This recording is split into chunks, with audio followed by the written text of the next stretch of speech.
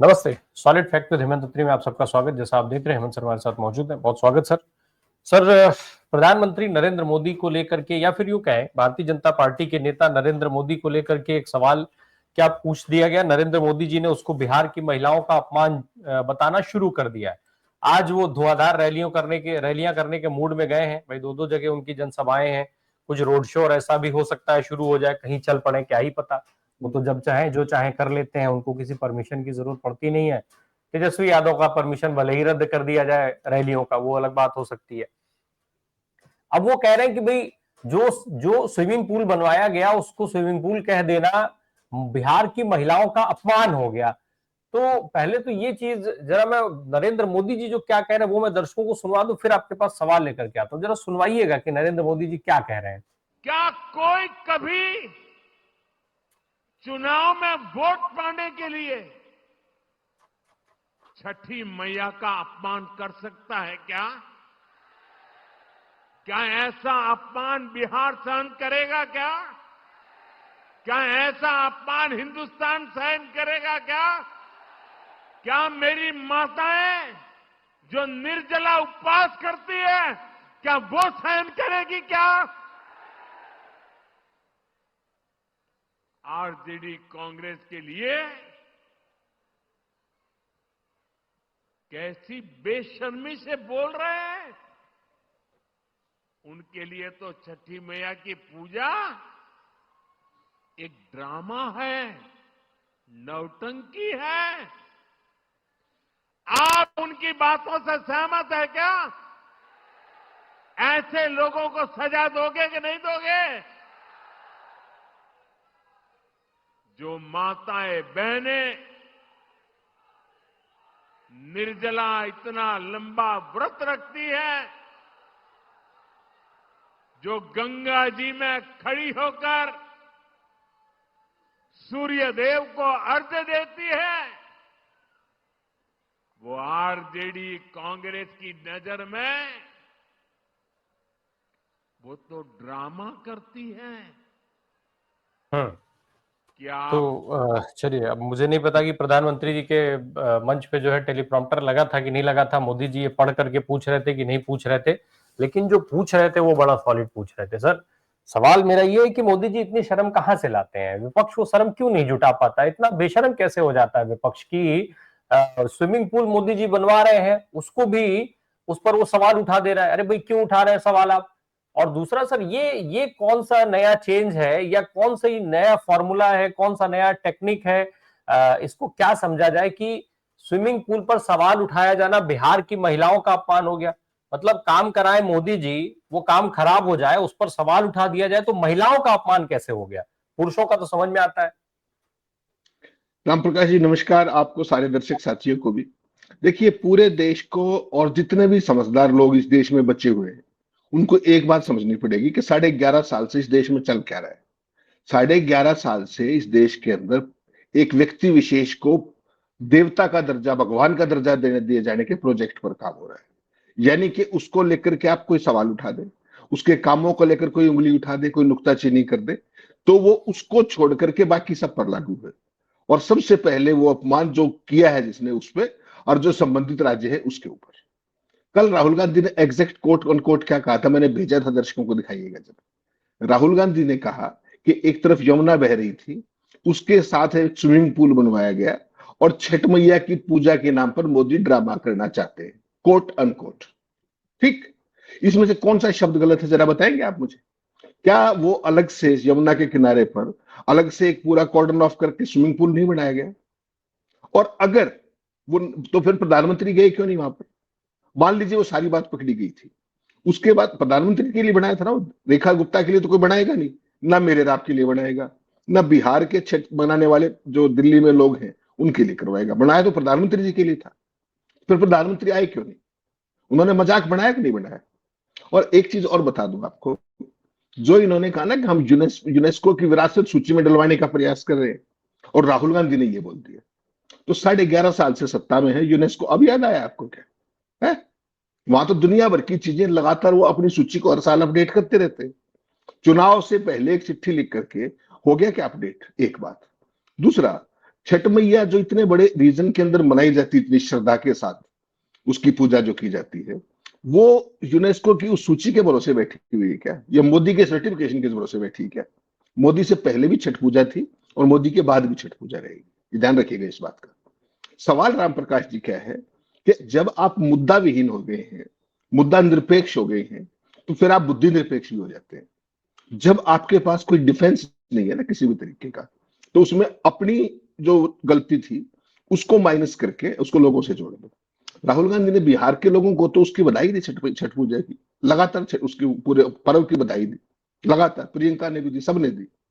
मोदी जी ने अपने लिए घाट बनवाया, जब चोरी पकड़ी गई तो वहां जाने से इनकार कर दिया, नहीं गए। और लोगों का अपमान कौन कर रहा है? छठ मैया का अपमान कौन कर रहा है? राहुल गांधी ने मोदी से सवाल पूछ लिया, सीधा सवाल मोदी से पूछ लिया, तो वो अपमान बिहार की महिलाओं का हो गया, छठ मैया का हो गया। ये ऐसी बुद्धि निरपेक्षता कहां से लेकर के आते? मुझे तो ये सवाल समझना है एक बार। बेसिकली क्या है कि आज उनका पूरा भाषण देखिएगा, इसका टोन कहां से सेट हुआ था अगर आपको ध्यान हो तो। कल जब राहुल गांधी बोले, कल उन्होंने 50 मिनट तक बैटिंग की, और उस बैटिंग के अंदर मोदी के जितने भी जो जो फर्जी छवि गढ़ी गई है इस देश के अंदर, उस सब को तार तार कर दिया, एक से अधिक मौकों पर फैक्ट्स और फिगर के साथ कंप्लीटली बेनकाब कर दिया उनको। क्या कहा राहुल गांधी ने कि उसके वोट के लिए ये स्टेज पर डांस भी कर सकते हैं। तो डांस करना कोई बुरी बात है क्या? बताइएगा, इसमें क्या बुरा है? एक मेटाफर है, इसको यूज किया गया है, उसमें कोई अपमान की भाषा नहीं है। और आपको याद हो मोदी जी ने क्या कहा था, अपने वोट बैंक को बचाने के लिए विपक्ष मुजरा भी कर सकता है। ठीक, तो डांस तो बुरी चीज होगी, पप्पू को सबक सिखाएंगे। और मुजरा सभ्य और शालीन और पारिवारिक शब्द हो गए। ये है भारतीय जनता पार्टी का दोगला चाल चरित्र और चेहरा, जो संघ की शाखाओं में सिखाया जाता है कि अपनी जिम्मेदारी कोई मत लो, और कोई सवाल पूछे तो वहां से भाग खड़े हो, उससे कोई माफी मत मांगो कि मैंने ये स्विमिंग पूल क्यों बनवाया, मैंने ये घाट अपने लिए क्यों बनवाया। आप राजा हैं क्या? आपको किसने कहा था पहली बात तो छठ पूजा मनाने के लिए? और अगर आपको मनानी है श्रद्धा के साथ, तो जहां लाखों करोड़ों श्रद्धालु मना रहे वहां मनाइए। या आप कोई अलग से नवाब हैं कि आपके लिए अलग से घाट बनेगा? आप मतलब इस पूरे मुद्दे को समझिएगा गहराई से। मोदी को जो भगवान बनाने का प्रोजेक्ट है कि वो लोगों की, जहां पर वो यमुना में नहा रहे थे, वो वहां भी नहीं जाएंगे और उस पानी में भी नहीं नहाएंगे। उनके लिए घाट भी अलग बनेगा और पानी भी सरिता विहार से लाया जाएगा। तो इस चीज को समझना पड़ेगा। इस देश के जितने लोग अपनी बुद्धि का इस्तेमाल करके, सारे दर्शकों से कहूंगा कि इस बात को सोचिएगा जरा, ये घाट बने मोदी के लिए, पानी आए मोदी के लिए, और अपमान हो गया बिहार की महिलाओं का। पूजा किसने नहीं की? मोदी ने नहीं की। इतने करोड़ों रुपए खर्च करवा करके अपमान किसका हो रहा है? बिहार के लोगों का। ये काम केवल मोदी कर सकते हैं, इसके अलावा कुछ नहीं। स्टेज पर डांस करने की बात एक ये रूटीन की चीज है, इसमें कोई भी ऐसी चीज बुराई नहीं है, कुछ भी ऑफेंसिव नहीं है। उसके बावजूद वो व्यक्ति और उसकी ट्रोल सेना ये कहने वाले की ट्रोलिंग कर रही है जो खुद मुजरा बताता है विपक्ष के वोट मांगने को मुजरा बताता है। तो इस चीज को इस देश के लोगों को समझना पड़ेगा कि ये प्रधानमंत्री की भाषा है क्या? कल तो प्रधानमंत्री के पद का अपमान हो गया, डांस की कह दी तो। और जब मुजरा कहा गया था, वो तो मेरे ख्याल प्रधानमंत्री की गरिमा बढ़ी होगी, उस पद का मान सम्मान बढ़ा होगा, उसकी मर्यादा में 4 चांद लग गए होंगे। प्रधानमंत्री के इस भाषण को तमाम राष्ट्राध्यक्षों ने कॉपी किया होगा, इतने महान शब्दों। तो ये मोदी को जागना चाहिए। आपने कहा टेलीप्रॉम्प्टर से, आप एक काम और कर लीजिए, टेलीप्रॉम्प्टर के बिना उनसे एक वाक्य बुलवा के दिखा दीजिए। एक वाक्य ही कह रहा हूं। रोहिणी में देखा था आपने, टेलीप्रॉम्प्टर बोल गया था, अपने साथ बैठे मंच वाले लोगों का नाम नहीं ले पाए थे। ये तो उनकी स्थिति है। He is completely A reader, जिसको पोमेरियन मीडिया ने पूरी दुनिया का सबसे सर्वश्रेष्ठ वक्ता बना के पेश किया। उसी का दंड आज ये देश भुगत रहा है कि जिस व्यक्ति को ना मंच की मान है, ना मर्यादा है, ना अपने पद की गरिमा है, वो खुद उसको हर रोज उस पद की गरिमा को तार तार कर रहा है और नाम दूसरों का ले रहा है। क्यों बनवाया था घाट, जरा समझा देंगे मुझे आप? और घाट बनवाया था तो क्यों नहीं गए थे? छठ मैया का अपमान इन्होंने किया या राहुल गांधी ने किया? इसका जवाब देंगे वो? कोई भाजपाई दे दे, कोई 2 पैसे का ट्रोल वाला दे दे कोई इस बात का जवाब। बनवाया क्यों और फिर गए क्यों नहीं? चोरी पकड़ी गई ना, तो स्वीकार करते, हाँ मैं यमुना में नहीं नहा सकता, मेरे लिए अलग वो चाहिए। एक वो कर रहे थे ना, ये तो ऑप्टिक्स कर रहे थे क्रिएट, तो करते ऑप्टिक्स, फोटो अपॉर्चुनिटी क्रिएट की थी, करते उसको ना। गंगा मैया साफ कराई थी, देखा आपने। पिछले साल कुंभ हुआ था, वहां लोगों के लिए किस तरीके से वीआईपी के लिए अलग पाइपों से पानी डाला गया था, वो चीज भी सामने आई। हजारों करोड़ रुपए बर्बाद कर दिए, लोग गंदे पानी में नहा के आ गए। आस्था का जो मजाक सनातन के नाम पर, हिंदू धर्म के नाम पर जो ये लोग उड़ा रहे हैं, अगर कोई भी समझदार लोग, समझदार देश होते तो ये 5 मिनट सत्ता में रहने के लायक नहीं है ये लोग, ये ध्यान रखिएगा। आधे मंदिर का, अयोध्या मंदिर का आधा मंदिर पूरा नहीं हुआ था, उसका वो कर दिया प्राण प्रतिष्ठा। शंकराचार्य चीख चीख के चले गए, किसी ने सुना क्या? यानी कि हिंदू धर्म वो है, सनातन वो है जो मोदी और आरएसएस सिखाएंगे। ये बात ध्यान रखनी पड़ेगी इस देश को। हिंदू धर्म के साथ ये लोग क्या कर रहे हैं, ये इस देश के पढ़े लोगों को समझना पड़ेगा।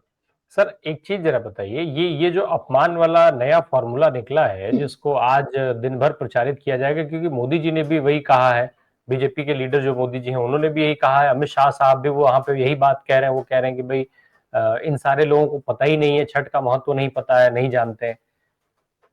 क्या ये जो नाचने वाला बयान था, वोट के लिए नाच तक सकते हैं मोदी जी, फिर लगातार बिहार के अंदर भी ये बात उठाया जाना कि ट्रंप अब तक 50 से ज्यादा बार कह चुके हैं कि सब कुछ उनका किया धरा है, इन सारी चीजों के काउंटर के तौर पर इसको देखा जाए कि अब मजबूरी यहां तक आ गई है कि आपको स्विमिंग पूल का सवाल भी जो है वो बिहार की महिलाओं का अपमान नजर आने लगा है। राम प्रकाश जी, असलियत को समझिए। अब से ठीक 24 घंटे पहले आपने मुझे एक चुनौती दी थी, और आपने वो चुनौती क्या दी थी कि एक बार अपने मुंह से बिहार के लोगों को ये बता दीजिए कि ट्रंप आपकी बेइज्जती कर रहा है, वो झूठ बोल रहा है। एक बार एक लाइन कहनी। यही चुनौती कहां पे दी गई थी? भरी संसद के अंदर दी गई थी, अगर आपको ध्यान हो तो, कुछ महीने पहले। कल बिहार में सार्वजनिक तौर पर यह बताया गया कि 50 बार ट्रंप मोदी जी के अपमान कर चुका है इन शब्दों के अंदर। क्या उन्होंने जवाब दे दिया क्या उसका? एक ही तो लाइन बोल रही थी कि ट्रंप झूठ बोल रहा है और मैं किसी नहीं डरता, मैं सच्चा 56 इंची हूं। जो आदमी उस चुनौती को स्वीकार नहीं कर सकता तो वो किस बात पर आएगा? वो उसी स्तर पर आएगा जो प्रधानमंत्री जिसके लिए कुख्यात है। और देख लीजिए आप, वही आया। कल आप अवकाश पे थे तो ज्ञानेश भाई ने मुझसे सवाल पूछा था कि क्या मोदी जी जवाब देंगे। मैंने कहा था ना तो कल देंगे और ना कभी देंगे। वो जवाब देने के लिए कि मैं ट्रंप से नहीं डरता, उसके लिए वास्तव में 56 इंच का सीना चाहिए। मैंने कल ही कहा था, आप देखिएगा अवश्य। आज वो सामने आ गया। और मैं अब भी कह रहा हूं, जब तक प्रधानमंत्री है ये व्यक्ति, ये नहीं कह सकते कि ट्रंप ने झूठ कहा था और ऑपरेशन सिंदूर उसने नहीं रुकवाया। तो ये इनकी असलियत है राम प्रकाश जी, थोथा चना और बाजे घना, इसके अलावा कुछ नहीं। आज आपने देखा चाइना बुसान के अंदर शी जिनपिंग और ट्रंप की मुलाकात हुई थी। आपको पता है शी जिनपिंग को रिसीव करने के लिए ट्रंप खड़ा हुआ था एयरपोर्ट पे। कभी सोच सकते हैं आप? और 56 इंची कौन है जिसको एक व्हाइट हाउस की इंटर्न रिसीव करती है? राष्ट्रपति के सेकंड टर्म में जब 12-13 फरवरी को मोदी जी गए, ट्रंप का 20 तारीख को इनॉग्रेशन था, 12-13 को वो व्हाइट हाउस गए थे। आपको वो सीन याद है कि एक इंटर्न ने रिसीव किया, जबकि मोदी छोटे से छोटे देशों के राष्ट्राध्यक्षों को वो ट्रंप वहां के रिसीव करते हैं। इनको एक इंटर्न लेके गई थी अंदर। जब राहुल गांधी ये पूछते हैं कि आपका अपमान वो क्यों कर रहे हैं, राहुल ने 50 बार कहा, हालांकि वो 56 बार कह चुके। अब जब मैं और आप बात कर रहे हैं, अब तक 56 बार, एक बार प्रधानमंत्री मोदी के मुंह से निकला हो कि ट्रंप झूठ बोल रहे हैं। ये है उनके 56 इंची की सच्चाई। तो जो भी ये फर्जीवाड़े पकड़े जाते हैं, फिर आप अपनी नाकामियों को छुपाने के लिए लोगों के बीच एक फर्जी प्रोपेगेंडा खड़ा करते हैं। कल आपने देखा था किस तरीके का विलाप कर रहे थे सारे पोमेरियन चैनल कि प्रधानमंत्री का अपमान कर दिया नाचने की बात कह करके। और जब मुजरे की बात प्रधानमंत्री ने कही थी, तब उन्होंने प्रधानमंत्री पद का सम्मान बढ़ाया था, मोदी जी ने गरिमा बढ़ाई थी, उसकी मर्यादा को 4 चांद लगा दिए थे। तो ये पोमेरियन मीडिया, ये इनका सबसे बड़ा माउथपीस हो गया है। सवाल पूछने की बजाय पूछ हिलाना और पूरे देश को गुमराह करना, पूरे देश की जो सामूहिक बुद्धि है, चेतना है, उसका हरण कर देना, उसको प्रदूषित करने का जो पूरे की पूरी सुपारी है, वो इन पोमेरियंस को दी गई है, जो सुबह से रात तक आप 11.5 साल से देख रहे हैं। और वही परिणाम है कि आज पूरे इंटरनेशनल उसमें भारत की पोजीशनिंग कहां खड़ी हुई। वास्तव में भारत जो है तमाम मसलों पर पूरी दुनिया को राह दिखाता था। आज भारत के साथ कोई खड़ा होने वाला हो, भारत का कोई नाम लेने वाला हो, उस देश का नाम बता दीजिए। लेकिन सर जो बात मोदी जी मंच से उठा रहे हैं महिलाओं के अपमान को लेकर के, तो वो क्या उसका इफेक्ट नहीं पड़ेगा महागठबंधन के चुनाव प्रचार के अभियान को? उससे झटका नहीं लगेगा अगर सीधे तौर पर महिलाओं तक वो सारी बात पहुंचाते हैं? और मोदी जी के लिए भाई कहा जाता है कि वो जो बोलते हैं लोग बड़ा लोगों तक पहुंचता है, लोग उसको मानते हैं। कुछ स्टेट्स में हमने देखा भी, हरियाणा भी उनमें से एक था, दिल्ली में देखा है हमने, राजस्थान, छत्तीसगढ़, मध्य प्रदेश। वो आपने जो देखा वो कुछ और देखा था, वो हमारी बाद में समझ आया। जो सारे आप जैसे मेरे जैसे तमाम साथी जितने भी सेफोलॉजिस्ट थे वो इन स्टेट्स में घूम रहे थे, वो क्या बता रहे थे, सबका फोरकास्ट क्या था ग्रास रूट के फीडबैक के, कि भारतीय जनता पार्टी तो सारे सर्वेज में हारती थी। उसके बाद कैसे जीती वो आपने महाराष्ट्र में देखा ना, कितने वोट का क्या खेल किया गया, हरियाणा में देखा, मध्य प्रदेश में देखा, छत्तीसगढ़ में देखा। ये तो आपके पास ग्लेरिंग एग्जाम्पल है। और अब बिहार में देख लीजिएगा, मैं तो आपको उस दिन से कह रहा हूं, इस एसआईआर के पीछे और कोई मकसद ही नहीं। इसके जरिए केवल डेटा मैनिपुलेशन करके और भारतीय जनता पार्टी के माफिक आने वाला पूरा वोटों का जुगाड़ करने का प्रोजेक्ट था, जिसमें चुनाव आयोग ने पूरी शर्मनिरपेक्षता के साथ उस प्रोजेक्ट को पूरा किया है। अब ये केवल विपक्ष के ऊपर है कि वो इसके लिए काउंटर के लिए क्या स्ट्रेटजी अपनाते हैं और अपनी राजनीति को बचा पाते हैं। लेकिन इससे राजनीति बच जाएगी? नहीं, अगर वो अब सरकार बना पाए विपक्ष तो राजनीति बच जाएगी। वरना तो आप सोचिए ना कि 20 साल पिछले से नीतीश कुमार मुख्यमंत्री, साल डेढ़ साल के लिए एक बार तेजस्वी सत्ता में आए थे, तो एक रीजनल पार्टी का इतने लंबे समय तक विपक्ष में रह करके सरवाइव करना, वो दौर अलग था। अब ये मोदी शाह का दौर है, इनका स्टेटेड एजेंडा है। जेपी नड्डा ने सरेआम कहा था कि इस देश के अंदर केवल 2 पार्टियों की जरूरत है, रीजनल पार्टियों की कोई जरूरत नहीं। तो रीजनल पार्टियों को तो वैसे ही हजम कर लेना चाहते हैं, और ये वैसे नहीं कह रहा मैं, आप जम्मू कश्मीर से देख करके देश के किसी हिस्से में देख लीजिए, जिस भी पार्टी ने भारतीय जनता पार्टी से गठबंधन किया उस पार्टी का आज हाल क्या है, कोई पार्टी उठा के देख लीजिए। तो जो ये अलाइज है, ये चंद दिनों के लिए सत्ता में है, अभी जो एग्जिस्टिंग है, जिस दिन भाजपा चाहेगी इनको हजम कर जाएगी, उसके बाद आप उनको ढूंढते रह जाएंगे। इसलिए मैं कहता हूं कि ये जो चुनाव है राम प्रकाश जी, जो अभी बिहार का चुनाव चल रहा है, ये आरजेडी के लिए और तेजस्वी यादव की राजनीति के लिए डू एंड डाई का सवाल है। क्योंकि अगले 5 साल के बाद राजनीति में वो कितने रेलेवेंट रह पाएंगे, उनका सर्वाइवल रह पाएगा या नहीं पाएगा, ये अपने आप में एक बहुत बड़ी चुनौती होगी। कारण क्या है कि पूरी बीजेपी का स्टेटेड ऑब्जेक्टिव ये है कि रीजनल पार्टियों को खत्म करना है। एक्चुअल स्टेटेड प्रोजेक्ट तो उनका कुछ और है। वन नेशन वन इलेक्शन वो बताते हैं, वो है नहीं। उनका है वन नेशन वन लीडर, ये है उनका स्टेटेड एजेंडा। तो लेकिन वो कांग्रेस मुक्त भारत नहीं कर पाए, कांग्रेस 44 से बढ़ करके 100 पे चली गई। तो अब उनका क्या है बेसिकली कि 2 पार्टियां रह जाए, कांग्रेस को तो हम कभी भी निपटा लेंगे। तो जितनी भी ये रीजनल पार्टियां हैं, ये इनको सोचना पड़ेगा कि इनको अगर रेलेवेंट रहना है, इनको अपनी पॉलिटिक्स कायम रखनी है, इनको किसी भी रूप में अगर वो रहना है, तो सबसे पहले उनको सत्ता एक बार हासिल करनी पड़ेगी। और सत्ता हासिल करने का मैंने आपको पहले भी कहा था, एक ही तरीका बचा इस एसआईआर के बाद, जो मैसिव वोटिंग कराई जाए। अगर वो मैसिव वोटिंग नहीं करा पाए तो बाकी काम गणेश गुप्ता और मोदी और शाह ऑलरेडी कर चुके हैं। वहां पे सर एक चीज बिहार के इलेक्शन में जो अभी तक दिख रही है, वो बिहार के विकास की एक तस्वीर दिखाई जा रही है। 2 तस्वीरें इनफैक्ट, एक महागठबंधन जो दिखा रहा है कि हम अगर सत्ता में आते हैं हम ये करेंगे, वो एक तस्वीर बताई जा रही है। दूसरा एक तस्वीर ये दिखाई जा रही है कि 20 साल पहले बिहार में एक जंगल राज था और फिर 20 साल का पूरा जो टाइम जोन है वो एकदम से डिलीट मार दिया गया है, अगर हम डिजिटल फॉर्मेट में उसको समझने की कोशिश करें। और फिर हम आज की तारीख पर बात करके और सवाल हम 20 साल पहले वाला करते हैं। तो ये जो 2 तस्वीरें दिखाई जा रही हैं वो कितनी अलग हैं, नंबर 1। दूसरा, एक और चीज हुई है जो जैसे किसी के ऊपर भी सवाल उठाया जाता है देश में, या शायद इसको इस भाषा में कहा जाए कि किसी पर नहीं, कुछ लोगों पर सवाल उठाए जाने को सीधे मोदी जी से जोड़ा जाता है। जैसे जब हमारे देश में अडानी जी को लेकर सवाल उठाया गया तो उस समय सारी चीजें मोदी जी से जोड़ी गई, मोदी जी और देश से जोड़ी गई, क्योंकि मोदी जी देश है तो देश का अपमान बताया गया। आज मोदी जी पर फिर सवाल उठाया गया स्विमिंग पूल को लेकर के, तो अब वो महिलाओं का अपमान हो गया। तो मोदी जी से सवाल पूछा जाना बिहार की स्पेसिफिक महिलाओं का अपमान है या देश की बाकी महिलाएं भी उसमें शामिल की जाए, दूसरा सवाल मेरा।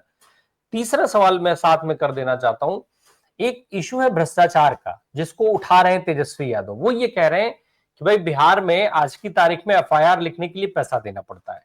इस तरीके की उन्होंने पूरी सूची गिनवा दी है कि कहां कहां रिश्वतखोरी चल रही है। तो वो जंगल राज और इस आज के भ्रष्टाचार में क्या अंतर है? ये 3 सवाल हैं मेरे जो मैं एक साथ समझना चाहूंगा। राम प्रकाश जी, पहला सवाल सबसे पहले लेते हैं कि एक पिक्चर पेंट की जा रही है 2005 से पहले की, जिसको मोदी जी और पूरी भाजपा, अमित शाह, सारे लोग जंगल राज कहते हैं। इनको मैं कहता हूं अतीत जीवी। 2005 के बाद 2025 तक आपने क्या किया, ये इसलिए कहते हैं जंगल राज, ताकि इनको 20 साल का जवाब न देना पड़े।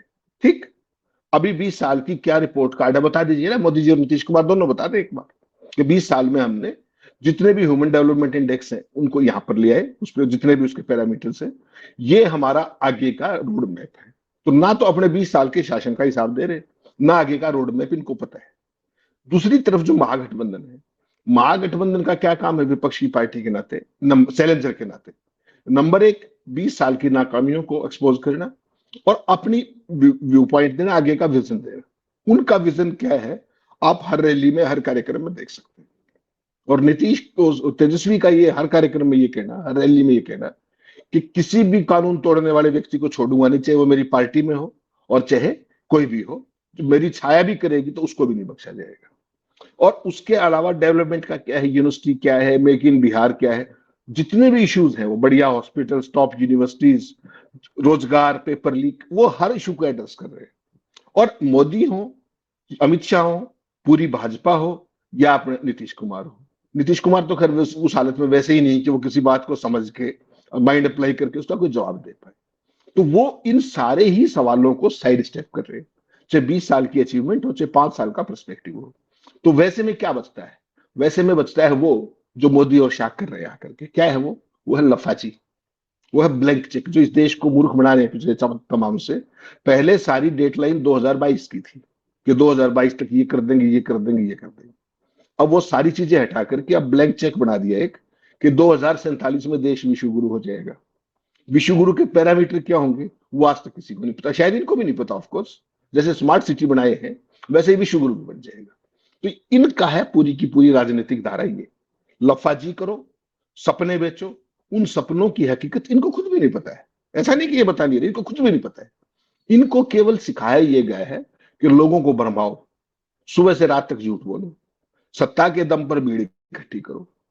प्रधानमंत्री से सवाल पूछना बिहार की महिलाओं का अपमान कैसे होगा? मैं तो ये सवाल सोच के हैरान हूं। जो व्यक्ति विपक्ष को मुजरा करने की बात करता हो, उसको अगर वोट के लिए नाचने की बात कह देगी तो उसका अपमान हो गया, और वो विपक्ष के मुजरा कह के वो विपक्ष का सम्मान कर रहा था। ये जिसको कहते हैं दोगलेपन की वो प्रकाष्ठा है जो भारत में 2014 से पहले नहीं होती थी। ये नया विश्व गुरु भारत है जिसमें दोगलापन, झूठ, मक्कारी, फरेब और फर्जीवाड़ा और भ्रम, इसके अलावा कुछ बचा ही नहीं। तो ये जो बिहार की महिलाएं हो, इनको बिहार की महिलाओं से कुछ नहीं लेना। अगर बिहार की महिलाओं से लेना होता और मोदी जी वास्तव में 56 इंची होते, तो जो उन्होंने स्विमिंग पूल बनवाया था वहां जाके करते ना सूर्य पूजा। ये बता दें केवल देश को कि वो जो बनवाया गया था वो छठ पूजा के लिए था नहीं, वो मोदी जी के लिए था या नहीं? और अगर वो था और फिर छठ पूजा के लिए नहीं आए तो ये मान है या अपमान है छठ मैया का? इसका जवाब देते भाजपा। विपक्ष हो सकता है ये सवाल उस रूप में ना पूछे, लेकिन एक आस्थावान हिंदू होने के नाते मैं तो सवाल पूछूंगा ये, कि आपने करोड़ों रुपए लगा करके स्विमिंग पूल बनवाया, आपकी चोरी पकड़ी गई, उसके बाद आप वहां नहीं आए और विपक्ष को कह रहे हैं कि आप छठ मैया का अपमान कर रहे हैं। इससे बड़ा दोगलापन इस मतलब क्या कहेंगे आप इसको? और कमाल देखिएगा, जब मोदी जी ये कह रहे हैं उस वीडियो को दोबारा देखिएगा, उस समय भीड़ से कोई रिस्पॉन्स नहीं आ रहा। वो 20-30 जो आगे चंपू खड़े कर रखे होते हैं वही कर रहे सारे का सारा रिस्पॉन्ड, किसी ने रिस्पॉन्ड नहीं किया। इसका मतलब साफ है कि लोग समझ रहे हैं। जो मैंने आपने दिखाया था एक बार कि भोपाल में ट्रेनिंग दी जा रही थी वर्कर्स को कि कैसे मोदी मोदी करना है, याद है ना आपको, हमने शो किया था। तो वो एसओपी लगातार चल रहा है कि मोदी कुछ भी कहें वो उनको चीयर करना ही करना है। उस शॉट को दोबारा देखिएगा, कितने लोगों ने रिस्पॉन्ड किया जब प्रधानमंत्री ने बिहार की महिलाओं के अपमान की बात कही। बड़ा साफ है कि ये जुटाई गई भीड़ है अपने तमाम संसाधनों के जरिए, जो जैसे भी करते हैं ये लोग, और बाकी काम सारा ज्ञानेश कुमार गुप्ता कर चुके हैं। इतनी सी बात समझनी पड़ेगी, इसके अलावा कुछ है नहीं बिहार के चुनाव। सर एक और जरा स्पेसिफिक सी चीज बता दीजिए, ये सारे जो ड्रामे चल रहे हैं, या अब उसको जो भी कह लीजिए, मेरे हिसाब से ड्रामे चल रहे हैं, या ड्रामा शायद सही शब्द हो भी सकता है, नहीं भी हो सकता है, जो जैसा देखना चाहे। अगर छठ का पर्व चल रहा है, पर्व था, पूजा थी, उसके लिए एक स्विमिंग पूल बनवाया गया, उसमें किसको आना था, कौन नहीं आया, इत्यादि इत्यादि, अगर इलेक्शन बिहार की जगह किसी और राज्य में होता, मान लीजिए पंजाब में होता, मान लीजिए हरियाणा में होता, मान लीजिए उत्तर प्रदेश में होता, छत्तीसगढ़ में होता, तो क्या आज ये सारी चर्चाएं चल रही होती? क्या एक तब भी मिनट। वो महिलाओं का अपमान माना जाता कि नहीं माना जाता? नहीं, फिर कुछ नहीं होता। फिर कुछ नहीं होता सर। पंजाब में होता तो सिक्का वेश धारण करते, गुरुद्वारे में जाते, लंगर छकते, प्रसादा बांटते, वो फोटो खिंचवाते। एक सूत्रीय एजेंडा 11.5 साल में, और है क्या नहीं, अगर इससे पहले जी। सर अगर बिहार में चुनाव नहीं होता तो इन सारी चीजों से बिहार की महिलाओं का अपमान नहीं होता अकॉर्डिंग टू कत, मोदी जी? कतई नहीं। उस स्टेट का मुद्दा पकड़ते कोई, जो भी रेलेवेंट स्टेट है जहां का चुनाव होता, वहां की कोई नौटंकी पकड़ते और उस पर पूरे का पूरा नाटक खड़ा करते। बेसिकली नहीं तो फिर भारतीय जनता पार्टी। तब जी। एक और चीज पूछने की इच्छा हो रही है कि क्या अगर बिहार में इलेक्शन नहीं होता तो वो बिस्लरी का छठ घाट बनता कि नहीं बनता? नहीं, बिल्कुल नहीं बनता। क्यों बनता? वो तो इंतजार किया जाता है। बिहार की जो अपना जो ये छठ मैया का जो त्योहार है, ये सारी पर्व है, इसको यूनेस्को की विरासत सूची में अब डालने का ख्याल कैसे आया? आप तो 11.5 साल से सत्ता में थे ना भाई, और बिहार की सत्ता में 20 साल से हैं। भाजपा के साथ थोड़े से समय को छोड़ दीजिएगा तो तब विरासत ध्यान नहीं आई, तब यूनेस्को ध्यान नहीं आई। चुनाव के लिए रखी हुई थी क्या वो चिट्ठी? तो हर चीज की एक ऑप्टिक्स है, एक टाइमिंग है, और उस चीज को इन्होंने मास्टर कर लिया है। ये एक कोई राजनीतिक पार्टी नहीं है, ये एक गिरोह है जिसका काम सुबह से शाम तक झूठ बोल करके देश को भ्रमित करना है। उनकी हिंदू आस्थाओं को, जिसको कहते हैं ना, इग्नाइट करके, और अपने एक खास अंदाज के अंदर गाइड करके, मिसगाइड कर, गाइड का तो इनको खैर पता ही नहीं, मिसगाइड और मिसलीड करके अपने राजनीतिक हित साधने हैं। उस काम को इन्होंने चैंपियन किया हुआ है, तमाम पन्ना प्रमुखों के जरिए, ज्ञानेश गुप्ता जैसों के जरिए, तमाम एक सिस्टम के तरह सारे के सारे इंस्टीट्यूशंस को कैप्चर करके देश के अंदर जितने संवैधानिक इंस्टीट्यूशंस थे, माफ कीजिएगा, उन सबको बंदी बना चुके हैं ये लोग। कोई इंस्टीट्यूशन इन्होंने नहीं छोड़ा। और उसी का परिणाम है कि लोगों का चाहे पॉपुलर मूड जमीन पे कोई हो, सेंटीमेंट कुछ हो, हर चुनाव के बाद आप देखते हैं कि परिणाम क्या आते हैं। और भाजपा कुछ नहीं करती, कोई विजय जुलूस नहीं निकालती, कुछ नहीं करती, चुपके से जाके शपथ ले आते हैं, बात खत्म। मोदी जी का एक एक फोटो खींचा, शपथ ली, छुट्टी। जी। एक और चीज जरा बहुत छोटे से मैं समझ लूं मैं सर, ये जो मोदी जी मेहनत कर रहे हैं, इस मेहनत से ज्ञानेश कुमार गुप्ता की मेहनत बढ़ रही है कि घट रही है? नहीं, गणेश गुप्ता की तो जो मेहनत है वो हर हर उसमें नई चुनौती आ जाती है उनको। इनके पास जो डेटा मैनिपुलेशन के जो लोग हैं, वो एक जगह हाँ। चोरी पकड़ी गई। देखिए, महाराष्ट्र वाला मॉडल इनका हर जगह चल रहा था, लेकिन वो चूंकि चोरी पकड़ी गई और ब्लेटेंट चोरी पकड़ी गई जिसका कोई जवाब नहीं दे पाए, तो उसका इलाज क्या हो? वोट बढ़ाने का खेल वहां हो चुका था। अब यहां तो वोट बढ़ा नहीं सकते उस तरीके से, तो फिर वोट काटने का खेल शुरू कर दिया। बिहार के अंदर किया, और बिहार में चूंकि पहले ही बता दिया था कि 6% वोट कट सकते हैं, ये गणेश गुप्ता ने तो बताया था, मैंने और आपने थोड़ी बताया था, और उससे ज्यादा कटे। तो अब वो प्रयोग पूरे देश में लागू किए जाने का है। और पहले फेज में देखिए, असम को शामिल नहीं किया गया है, ये कहकर के वहां पर एक प्रक्रिया चल रही है, उसके खत्म होने के बाद करेंगे। यानी कि पहले जो वहां पर चल रहा है नागरिकता वाला मसला, उसमें काटेंगे, और जो बच गए उनको वोटर लिस्ट में काट दिया जाएगा। ये है सारे का सारा। इसलिए मैं कहता हूं कि सारे जो इंस्टीट्यूशन है, संवैधानिक जो संस्थाएं थी, जिनमें चुनाव आयोग भी एक था, उसको बंदी बना करके अपने हिसाब से चीजों को अमली जामा पहनाया जा रहा है, इसके अलावा कुछ नहीं।